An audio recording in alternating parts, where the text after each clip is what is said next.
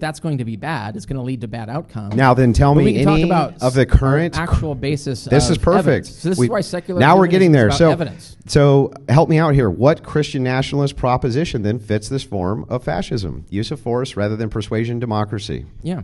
Which one? Which actual proposition being proposed by Christian nationalists right now? It sounds like you're defining Christian nationalism as simply taking away the rights of gay people to marry.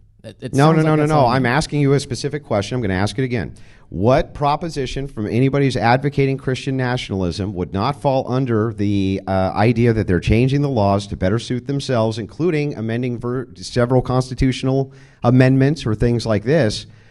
How would that be fascist? By your definition, that's not fascism now. Right.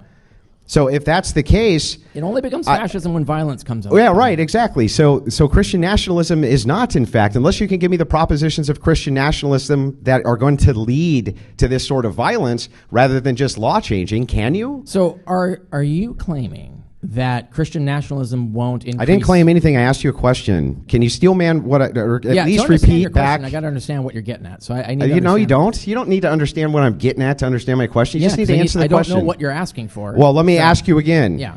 Christians right now, Christian nationalist thought leaders all over the place who are saying we want to amend these various laws under the democratic rules, use the Constitution in order to amend many of these laws. Yeah. Right, and then if you violate those laws, protected right to do that, to talk about it. Yeah. So hang on. We have the protected right to persuade people to I understand, but what I'm saying to you is, how could that be fascism if there's no use of force being involved here?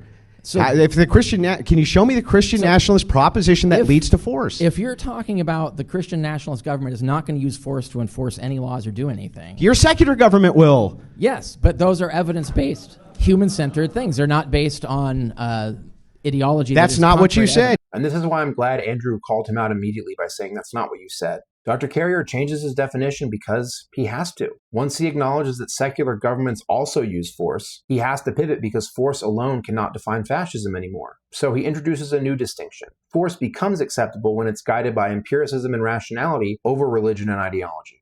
In other words, it's not just the use of force, it's who uses it and why they use it. That is one hell of a goalpost move, folks. This isn't just a football term. Moving the goalpost is another logical fallacy. It's where you change the criteria or standard of an argument after it's already been addressed. A good example would be what Richard just did. He claimed fascism was the use of force instead of politics or persuasion. And when countered, he changed that definition to now mean a use of force that's unjustified based on a secular humanist worldview. And you'll notice what's baked into this as well. Carrier appeals to empirical evidence and rationality to justify the use of force in a secular humanist context. The problem is, though, is that you can't solely rely on empiricism and rationality to make moral prescriptions. Empiricism and rationality can tell you whether your new policy reduces crime or not, but it cannot tell you whether or not that policy infringes on liberty and inherent human dignity. That's where you need some sort of underpinning moral philosophy to come in, and empiricism and rationality just don't cut it. So given that, intuitively you might say, okay, we clearly need something more than empiricism and rationality. But Dr. Carey doesn't assert that. In fact, he argues for the exact opposite. You said fascism is use of force rather than persuasion democracy. It doesn't matter if they're using evidence or not. Hang on. They're utilizing persuasion and democracy. Right. And they're still utilizing persuasion and democracy. Yeah. Yes. So they're not fascist, right? Well, they're not advocating. I mean, they might be advocating for a fascist government, but they're not fascists yet because no. That's not what I'm asking. To violence. This is wild to me. So help me out here again. If it's the case that democratically, for instance, we just say no more trans, right? You're just not allowed to be trans anymore, right? Or I don't know, you're not allowed to get married as a homosexual anymore, and you're not allowed to do prostitution anymore.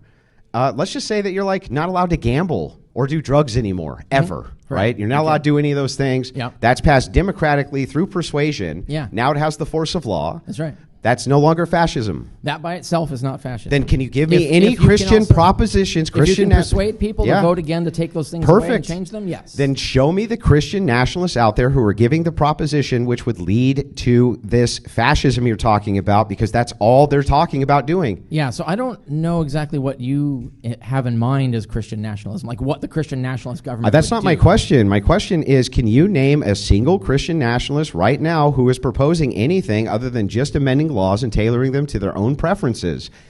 Wait, so let me see if I understand what you're asking. So You're asking if, so like, for example, the kill the gays people, for instance. When there's no there Christian were- nationalists seriously proposing There to were- kill homosexuals. None. Yes, absolutely. Who? So there was a guy who ran in Texas, had got like 100,000 votes on the kill the gays biblical policy concept. So Come on, that's a this real is not thing. serious. There's And then no serious the ones political who couldn't get movement for elected this. here went to Uganda and got it done there, and actually got Uganda to actually start trying to kill the gays. And then, of course, I don't think Uganda needed much help with that, right? But the thing is like pointing this out again when we're talking about the proposition here.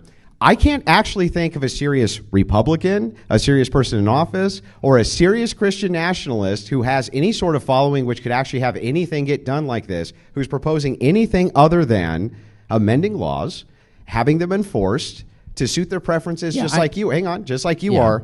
You can't call that fascism then, by your own definition. So it depends on like what. So that's why I'm just not even clear on what you think that Christian nationalists are going to do when they take over. So I'm asking you, either which Christian nationalist has a serious proposition for utilizing force other than democracy and persuasion, which is what you're considering fascism to be. You said all of them are fascist right in your opening statement. Can you give me the proposals that they're Talking about making? the opening statement.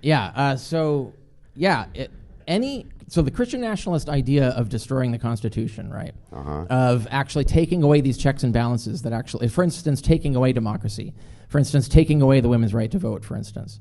So these things. Wait. If you take away women's rights to vote via persuasion and democracy, that's not fascism. So democratically taking away a woman's right to vote is fascism. But we already agreed changing laws democratically is not fascism. So why is this different? It's not.